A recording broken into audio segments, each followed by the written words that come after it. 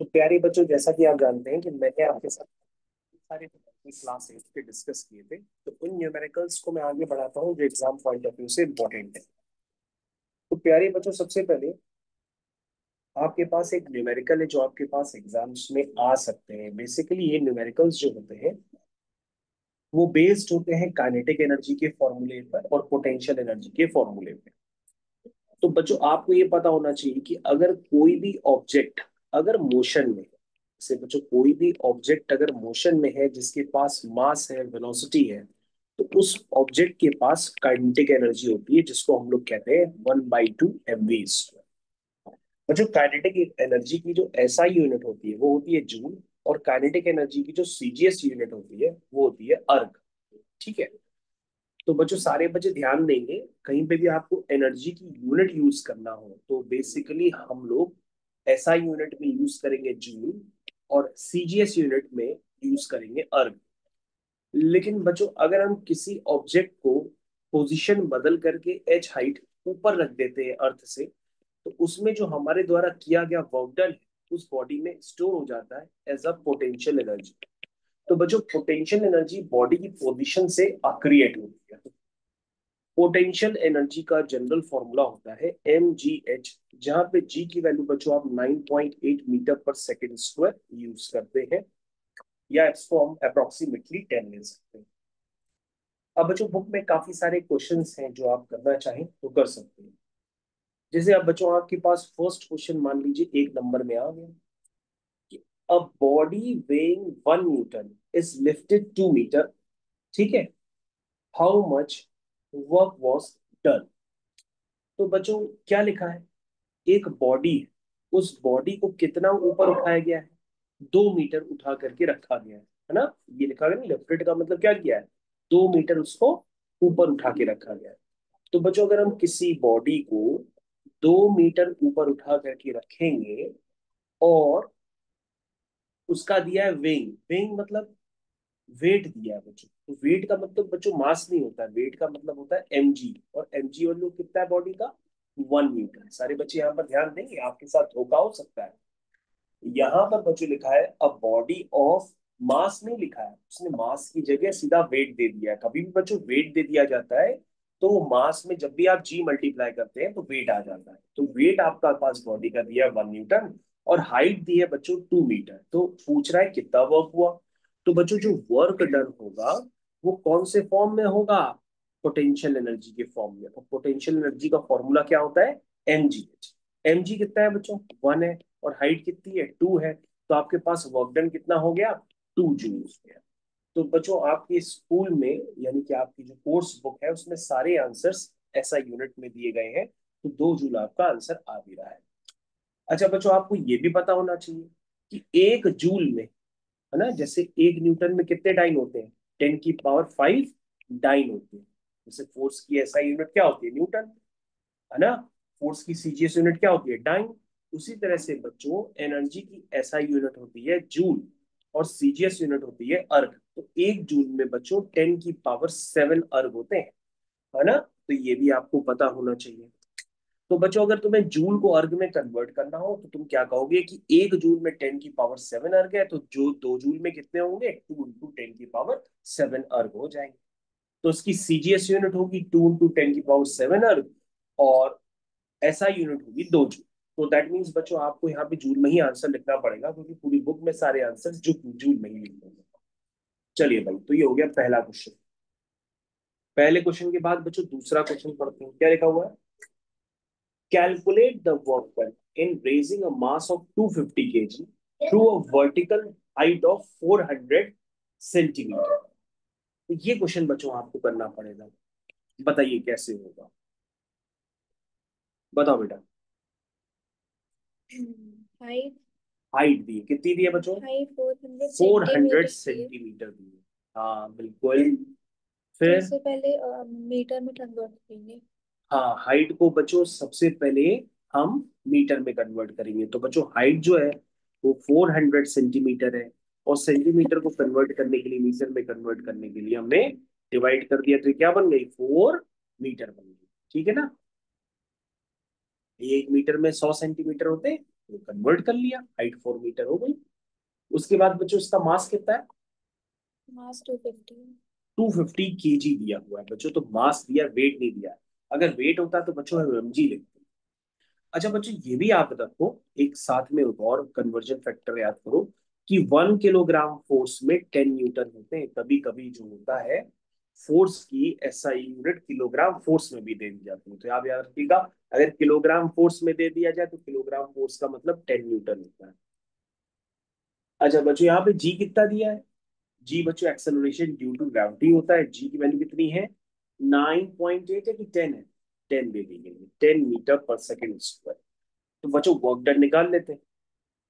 Work done कितना होगा बच्चों? वर्क डन होगा आपका mgh। तो बच्चों जल्दी से बताओ, m कितना है? 250 kg। तो जी 50 कितना इंटू है? 10। और हाइट कितनी है? 4। तो बच्चों अगर हम तीनों को मल्टीप्लाई कर देंगे तो हमारा आंसर कितना आ जाएगा? जूल में। कैसे मल्टीप्लाई करेंगे? आप कहोगे सर 25 इंटू 4 कर देते हैं तो 100 आ जाएगा। एक जीरो और एक जीरो और मल्टीप्लाई कर देते हैं तो बच्चों 10,000 जूल आ जाएगा, या हम इसको 10 की पावर 4 जूल भी लिख सकते हैं। ठीक है, क्वेश्चन खत्म हो गया। ठीक है बच्चों, सारे बच्चों को समझ में आ गया? क्वेश्चन आपने ध्यान से सुना और किस तरह से किया भाई, ये बात आपको समझ में आनी चाहिए। अब जैसे क्वेश्चन नंबर बच्चों 11 देखिए, क्वेश्चन नंबर 11 में क्या लिखा है? लिखा है find the kinetic energy of a bullet moving with the velocity 4 into 10 की पावर 2 मीटर पर second and having mass 0.06 kg। तो देखो बच्चों ये आपके पास होगी बुलेट। बुलेट का मास तो बहुत कम होता है, बुलेट का मास कोई टन में थोड़ा ना होता है, बहुत कम होता है बुलेट का मास ना। तभी वो मास कम होने की वजह से तेजी से जा सकती है हिलते हुए। तो मास कितना है बच्चों बुलेट का? 0.06 kg, है ना, 0.06 kg। और वेलोसिटी कितनी है बुलेट के पास? 4 into 10 की पावर 2 मीटर पर सेकेंड। तो काइनेटिक एनर्जी कितनी होगी बच्चों बुलेट की? Half mv square. तो बच्चों m कितना है? m है बच्चों 0.06 v स्क्वायर। वी स्क्वायर का मतलब क्या हुआ? ये 4 into 10 की पावर 2 का मतलब कितना हुआ? 400 हुआ। तो आप 400 का क्या करोगे? स्क्वायर करो, या 4 into 10 की पावर 2 का स्क्वायर कर दो। इसको सिंप्लीफाई करोगे तो आंसर जूल में आ जाएगा, लेकिन करना तो पड़ेगा ही, करो जरा। बच्चे ये 2 से कैंसिल होके 0.03 हो जाएगा, 4 का स्क्वायर 16 हो जाएगा, और 10 की पावर 2, 10 की पावर 2 बच्चों 2 बार आएगा क्योंकि ऊपर स्क्वायर लग गया है। तो वो 10 की पावर 4 हो जाएगा। कितना हो जाएगा? 10 की पावर 4 हो जाएगा। उसके बाद बच्चों अगर आप इसको सिंप्लीफाई करना चाहो तो सिंप्लीफाई भी कर सकते हो। जैसे अगर आप ऐसे लिखे रहना चाहो तो ऐसे भी लिखे रहने देते हो। अमूमन बच्चों क्या होता है, इस तरह के क्वेश्चंस के जो आंसर होते हैं वो पूरे सिंप्लीफाई करके दे दिए जाते हैं अगर होते हैं। तो 16 3 का कितना हुआ? 48। 48। तो 48 लिखा, और 2 डिजिट के बाद पॉइंट लगा दिया तो 0.048 हो गया। 10 की पावर 4 मतलब 4 जीरो, इसका मतलब 48, और बच्चों 4 जीरो, और उसके बाद 2 डिजिट के बाद पॉइंट, इसका मतलब ये आंसर आ गया 4800 हो गया बच्चों। इस तरह से भी सिंप्लीफाई कर सकते हैं। तो बच्चों ये हो गया आपका क्वेश्चन नंबर 11। मेरे ख्याल से सभी लोगों को समझ में आ गया होगा कि हमें किसी भी बॉडी की काइनेटिक एनर्जी निकालने के लिए क्या करना पड़ता है। ठीक है, तो ये बच्चों हम लोग क्या कर रहे हैं? Practice questions, this is called practice questions. इस चैप्टर का नाम क्या है बेटा हम लोग जिसकी प्रैक्टिस कर रहे हैं questions? Work energy and power. Work energy and power. Energy power. And power. इसके बच्चों हम लोग प्रैक्टिस क्वेश्चंस कर रहे हैं। ठीक है, चलो।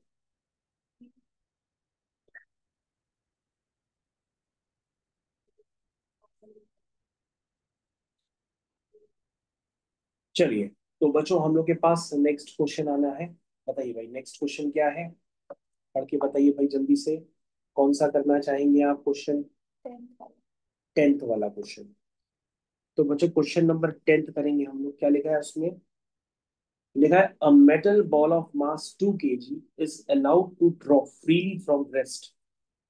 ठीक है, क्या लिखा है? A metal ball of mass 2 kg ये देखो बच्चों, मेटल बॉल ऑफ मास कितनी है बच्चों?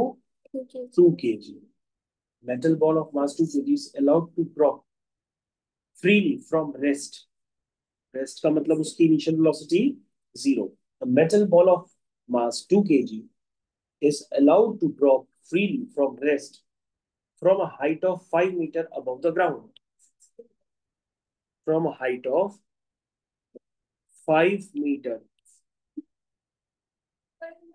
above a ground. जी कितना है? जी आपका है बच्चों 9.8 मीटर पर सेकेंड स्क्वायर।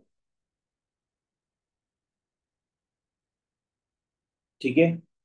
क्या लिखा है? Calculate the potential energy possessed by the ball. ठीक है। तो बच्चों पोटेंशियल एनर्जी कहाँ होती है? वो तो हाइट पे ही होगी। तो बच्चों यहाँ पर बॉल के पास क्या है? Potential energy. जल्दी से बता दीजिए बच्चों, पोटेंशियल एनर्जी कितनी है? सबसे पहले लिखा है calculate the potential energy produced by the ball at rest. ठीक है ना। तो रेस्ट पे कहाँ थी? जब उसको हम वहां से ड्रॉप कर रहे थे, यानी जब छोड़ रहे थे टॉप से। जब हम टॉप से छोड़ रहे थे तो वहां पे क्या थी? छोड़ते समय रेस्ट पर थी। तो वहां पर उसके पास क्या थी? Potential potential. एनर्जी। तो बच्चों जल्दी से हमको पोटेंशियल एनर्जी बताओ, सबसे टॉप पे mg एट पॉइंट ए होगी एम g जी एच। इनको बच्चों आंसर मल्टीप्लाई कर दो, आंसर आ जाएगा। 5 2 10 हो गया, 9.8 इंटू 10 हो गया, तो 98 जूल आ गई। उसके बाद सेकंड वाला पार्ट लिखा है what is the kinetic energy of a ball just before it hits the ground. तो हाफ बच्चों एम जब ये ग्राउंड पर हिट करने वाली होगी तो उस समय कितनी होगी इसकी काइनेटिक एनर्जी? तो तुम कहोगे सर जब ये ग्राउंड पर हिट करने वाली होगी तो सर पता है आपको क्या होगा? इसकी जितनी पोटेंशियल एनर्जी थी वो पूरी तरह से किस में कन्वर्ट हो चुकी होगी? काइनेटिक एनर्जी में। क्योंकि बच्चों हर जगह पोटेंशियल एनर्जी और काइनेटिक एनर्जी का जो सम होता है ना, वो कांस्टेंट होता है, वो एक साथ चलती है। ठीक है ना। उसका सम क्या होता है? कांस्टेंट। तो बच्चों टॉप पे वेलोसिटी जीरो थी, तो काइनेटिक एनर्जी वेलोसिटी जीरो होने की वजह से जीरो हो गई। तो टॉप पे क्या थी? सिर्फ पोटेंशियल एनर्जी दिख रही थी क्योंकि काइनेटिक एनर्जी जीरो थी। लेकिन बच्चों जब बॉल यहां पर आ गई तो हाइट जीरो हो गई, तो सारी पोटेंशियल एनर्जी किसमें कन्वर्ट हो गई? काइनेटिक। Kinetic energy. तो बच्चों उतनी ही काइनेटिक एनर्जी होगी जितनी ए पॉइंट पर पोटेंशियल एनर्जी। तो बच्चों हम लिख सकते हैं कि काइनेटिक एनर्जी टकराते समय बी पॉइंट पर उतनी ही होगी जितनी पोटेंशियल एनर्जी थी। यानी कि बी पॉइंट पे, यानी कि ग्राउंड पे टकराते समय पूरी पोटेंशियल एनर्जी किसमें कन्वर्ट हो चुकी होती है? काइनेटिक एनर्जी में कन्वर्ट हो चुकी है। That means 98 joule. उसके बाद बच्चों थर्ड वाला पॉइंट हम देखते हैं। थर्ड वाले पॉइंट में क्या लिखा है? What happens to the mechanical energy after the ball hits the ground and comes to rest. Okay. कह रहा है कि क्या होता है, what happens to the mechanical energy after ball hits the ground and comes to rest। तो बच्चों आपको समझना होगा कि जब ऊपर से बॉल आकर के ग्राउंड पे हिट करती है तो उसके पास कौन सी एनर्जी होती है? उसके पास काइनेटिक एनर्जी होती है। लेकिन जब टकराने के बाद पूछ रहा है तो क्या कहेंगे कि टकराने के बाद सारी काइनेटिक एनर्जी किसमें कन्वर्ट हो जाती है? हीट एंड साउंड में। किसमें कन्वर्ट हो जाती है? Heat and sound. तो बच्चों यहां पर क्या थी? Potential energy plus kinetic energy. यहां पर क्या है? यहां पे भी पोटेंशियल एनर्जी काइनेटिक एनर्जी है। यहां टकराते समय भी क्या है? पोटेंशियल एनर्जी और काइनेटिक एनर्जी। सबसे पहले यहां पर हमने क्या देखा? यहां पर हमने देखा काइनेटिक एनर्जी जीरो है क्योंकि वेलोसिटी जीरो है। सिर्फ पोटेंशियल एनर्जी दिख रही थी क्योंकि दोनों के सम करोगे तो सिर्फ पोटेंशियल एनर्जी आएगी। यहाँ बीच का फिनोमेना बच्चों उन्होंने पूछा भी नहीं है तो उसको छोड़ो। लेकिन अगर पूछता तो वहां पे भी दोनों एनर्जी होती है और उसका सम कांस्टेंट होता। जो उतनी एनर्जी ए पॉइंट पे होती उतनी एनर्जी बीच में भी होती। अच्छा यहाँ कौन सी एनर्जी? अब बच्चों टकराते समय हाइट जीरो हो गई तो पोटेंशियल एनर्जी गायब हो गई, सारी काइनेटिक एनर्जी। लेकिन इसका प्रश्न ये है क्वेश्चन नंबर 10 में कि भाई मैकेनिकल एनर्जी का क्या हुआ जब बॉडी ग्राउंड से टकरा करके रेस्ट पे आ जाती? तो तुम कहोगे sir mechanical energy basically some होती है पोटेंशियल एनर्जी और काइनेटिक एनर्जी का। तो सर टकराते समय तो काइनेटिक एनर्जी थी, लेकिन टकराने के बाद क्या हुआ कि सारी काइनेटिक एनर्जी किसमें कन्वर्ट हो गई? हीट एंड साउंड में। Kinetic energy changes into heat and sound. ये बात समझ में आई? Changes to heat and sound. बोलो भाई, समझ में आया? और बताओ, 10th की बात। 14 वाला था। 14 लिखा है, find the horse power of an engine which lift 104 kg of load in 60 minutes to a height of 35 metre. बच्चों, आपको सबसे ये पता होना चाहिए कि हॉर्स पावर बाद में देखी जाती है, पहले तो पावर देखी जाती है। तो एक हॉर्स पावर में 746 वॉट होते हैं। तो पहले आप क्या करो, पहले पावर निकालो, और पावर आ जाएगी तो हॉर्स पावर में कन्वर्ट कर लो। और पावर क्या होता है बच्चों? रेट ऑफ डूइंग वर्क, यानी कि work done upon time taken, है ना, यही होती है। अब जो वर्क डन क्या होता है, वो तो एक तरह की एनर्जी होती है। एनर्जी कैसे क्रिएट हुई है? जब इंजन ने लिफ्ट किया है लोड को, है ना, इंजन ने क्या किया, लोड को लिफ्ट किया है। कितना लिफ्ट लिफ्ट किया है? कितना लिफ्ट किया है? 35 मीटर की हाइट पर। ये देखो बच्चों, आपका लोड उठा करके यहां रख दिया, ठीक है, लोड उठा करके ऊपर रख दिया, ठीक।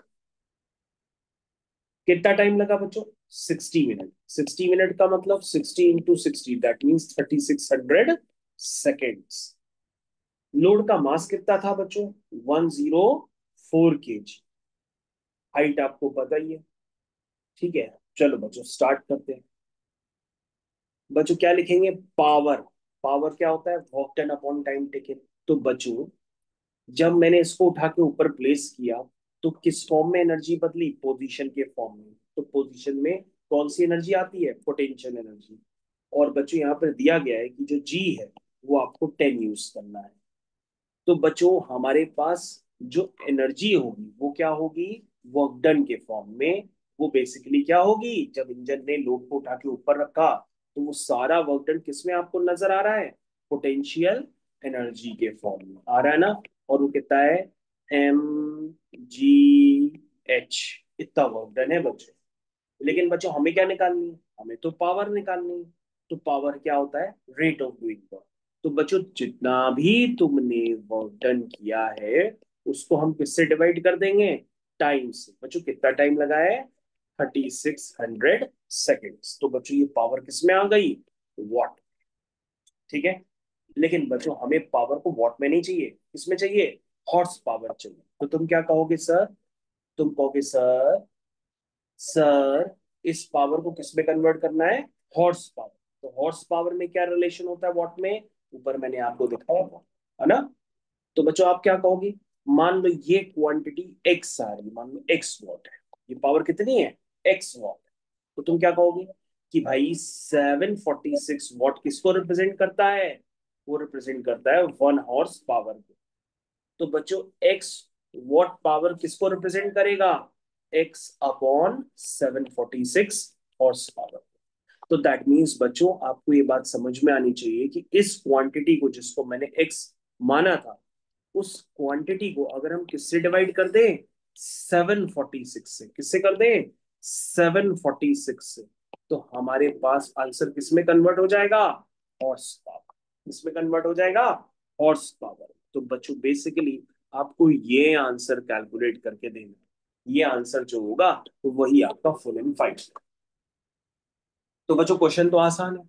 पावर निकालना था, work done upon time taken. Work done potential energy हो गया, टाइम टेकन दिया ही था, उसको हॉर्स पावर में कन्वर्ट करने के लिए प्लस में डिवाइड कर दिया, 746 से डिवाइड कर दिया, ठीक। अब बच्चों, इसको आप जल्दी से हमको कैलकुलेट करके बता दो, तो मैं आपको आंसर बता दूं। चलिए भाई, जल्दी से कैलकुलेट करिए। क्या कहोगे? जीरो से जीरो गया। कहो सर, कैलकुलेशन तो काफी भयानक है। तो हमने कहा, उससे क्या होता है? भयानक चीजें करने के लिए ही तो तुमने जन्म लिया। लेकिन अगर आप याद रखो, अगर आपको लग रहा है कि आप नहीं कर पा रहे हो, तो इतना पार्ट आप करके आ जाइए।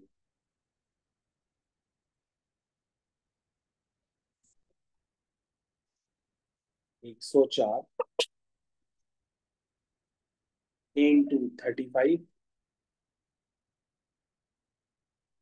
ये बच्चों हुआ ऊपर 3640। ठीक है। उसके बाद बच्चों किससे डिवाइड करना है, 746 इंटू 360। अरे भाई ये तो बड़ा अजीब तरह का कैलकुलेशन है। चलो मैं फिर भी लिख देता हूँ।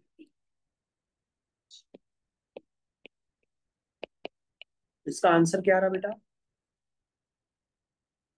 14th वाला है ना, 0.0135। हाँ तो बच्चों फिर हम सही कर, 3640 डिवाइडेड बाय 268,560।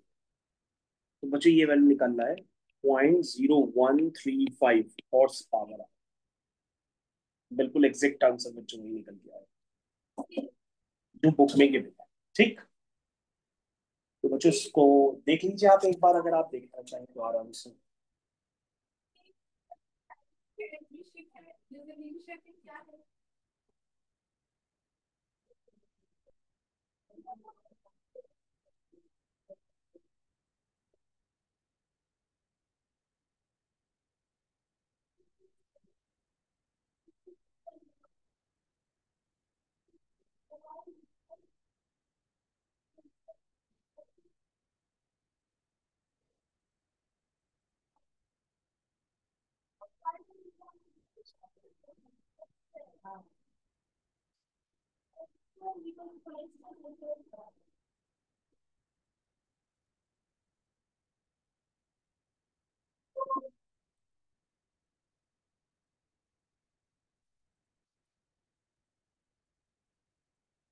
हाँ नेक्स्ट क्वेश्चन। 16th वाला बताओ। 16th question.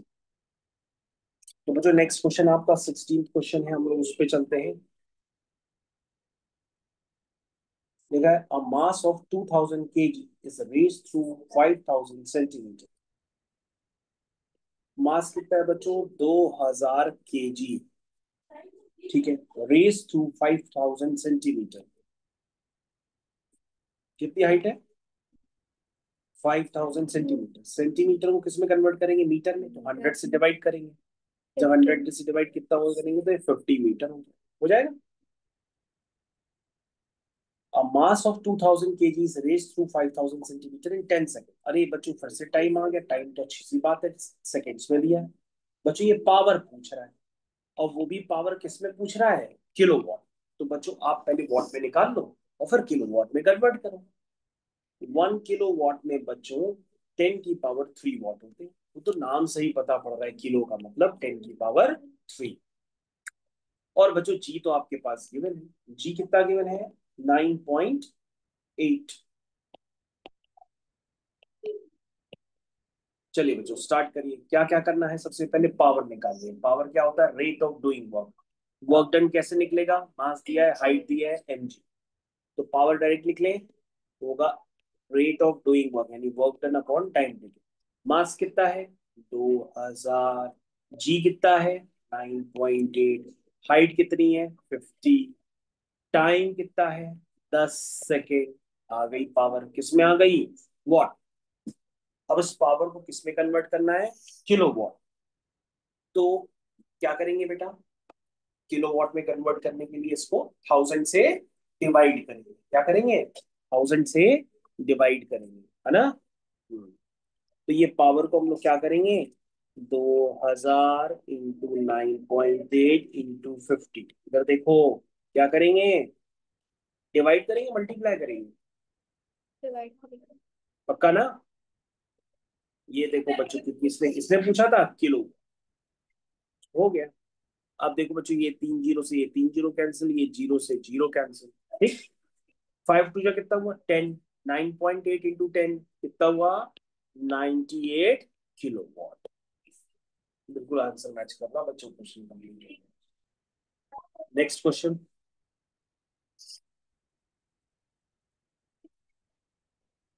17th वाला बताओ।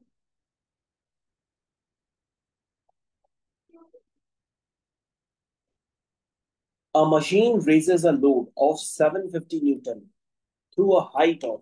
अरे ये तो बच्चों फिर सेम क्वेश्चन है, लोड दिया है वो भी न्यूटन में। इसका मतलब बच्चों पता है वो क्या है, वो एमजी है, क्योंकि लोड जो है न्यूटन में दे दिया गया था, वो वेट है उसका एमजी। थ्रू अ हाइट, बच्चों हाइट आपके पास दे दी गई है 16 मीटर, टाइम दे दिया गया है आपके पास 5 second. Can I calculate the power eight which the machine works. तो पावर बच्चों क्या होता है, पावर होता है बच्चों रेट ऑफ डूइंग वर्क, यानी कि mgh अपॉन टाइम। ये बच्चों हो गया mg, और ये हो गया बच्चों h। ठीक है, mgh अपॉन टाइम, टाइम कितना हुआ बच्चों, 5 सेकेंड। ये देखो बच्चों 5 सेकेंड। तो इसको सॉल्व कर लो। अरे ये तो बड़ी जल्दी हो गया भाई बच्चों, बच्चों ये तो काफी जल्दी हो गया।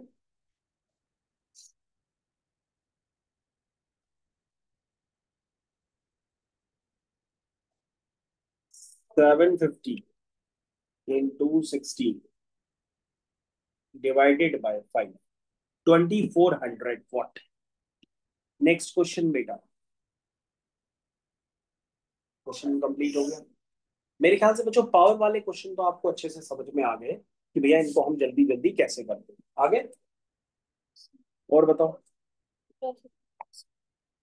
ठीक है बच्चों, और भी क्वेश्चंस लगाइए, फिर हम लोग और डिस्कस कर लेते हैं जरा।